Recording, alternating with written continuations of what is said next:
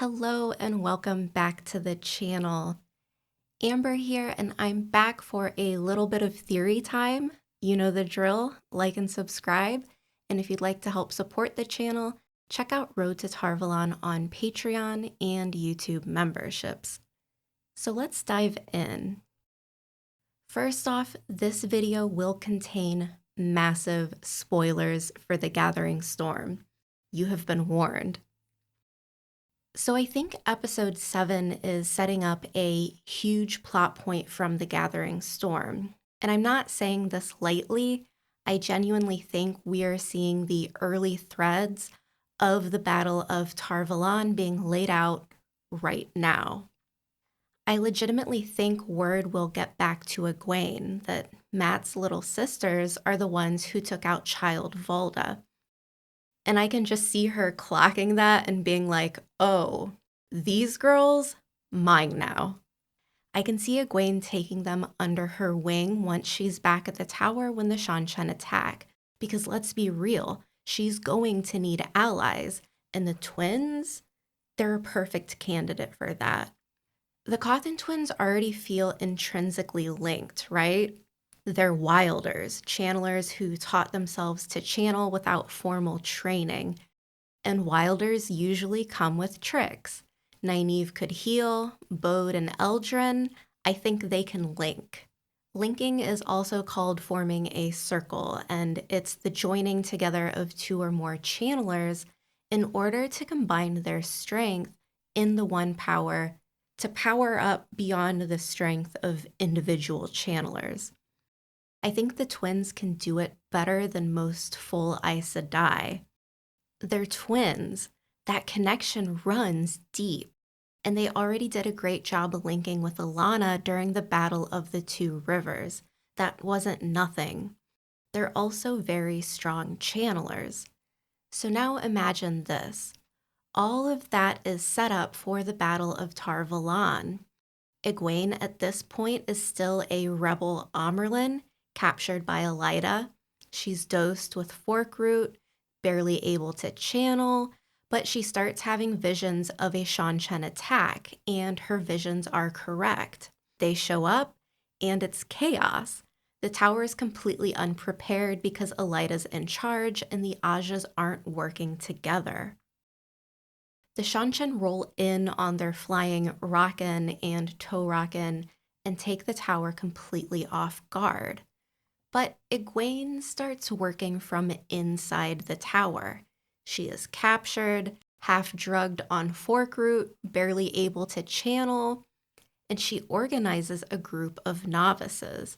She teaches them how to link, how to form circles, how to resist shielding and being taken.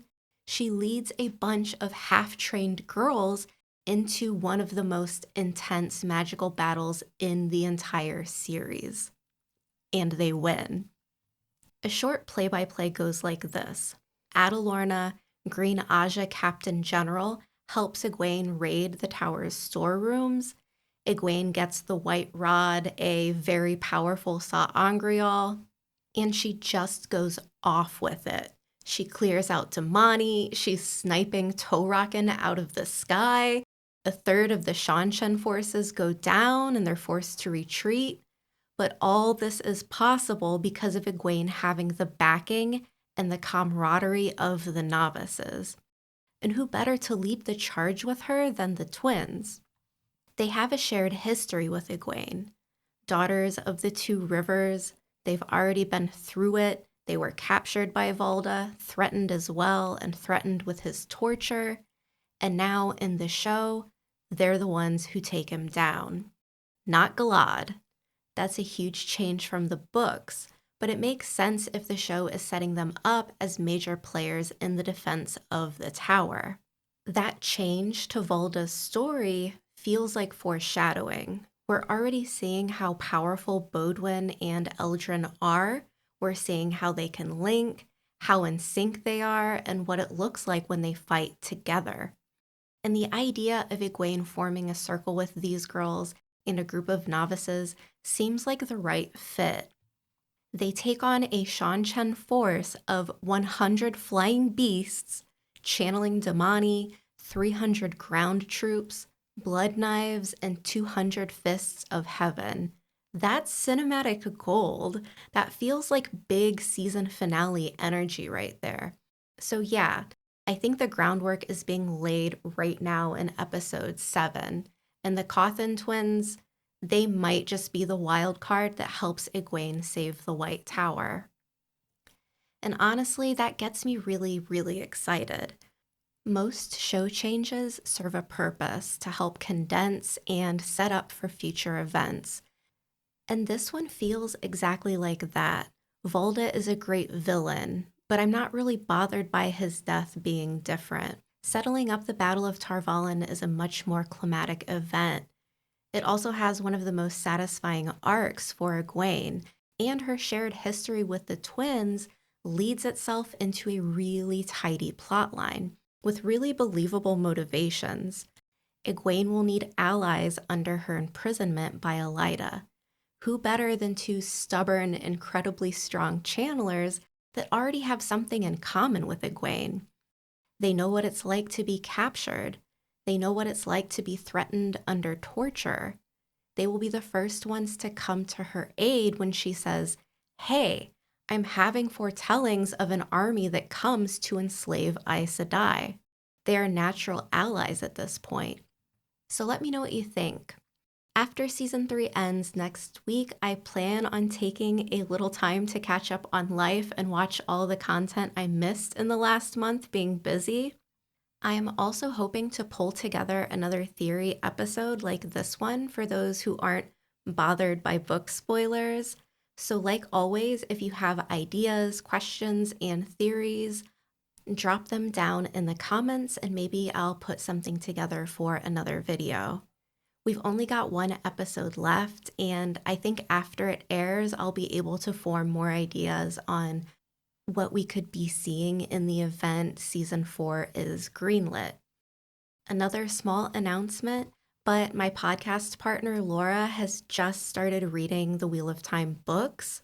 So if you're looking for some book-only discussions, we will begin with New Spring. We will probably cover one episode per book from New Spring up to The Shadow Rising, and then digging into a more chapter-by-chapter approach starting with The Fires of Heaven. If you would like to read with us and join in, you're definitely invited. So keep an eye out for our Meanwhile Elsewhere podcast on my channel, and we won't be covering only Wheel of Time material. There is also a plan to chat more about upcoming fantasy and sci-fi series. We're both looking forward to The Hedge Knight when it comes out. We might possibly be covering Murderbot once it airs on Apple, and whatever new shows that look fun to talk about. So if you enjoyed our Wheel of Time Season 3 coverage, there will be plenty more where that came from. That's it for today. Like and subscribe. Find me on Blue Sky, Discord, and Instagram, and I'll see you back next time.